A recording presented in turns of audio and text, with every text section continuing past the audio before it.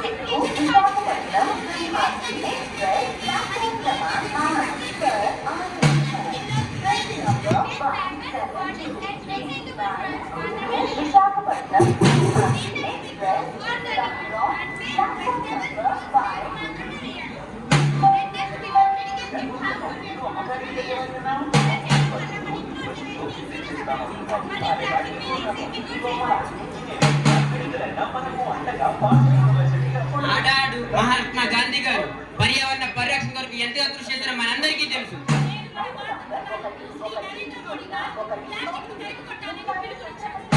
నేడు కాలుష్య కోరల్లో చిక్కుకున్న మన దేశ రాజధాని అయిన ఢిల్లీని మనం చూస్తూనే ఉన్నాం.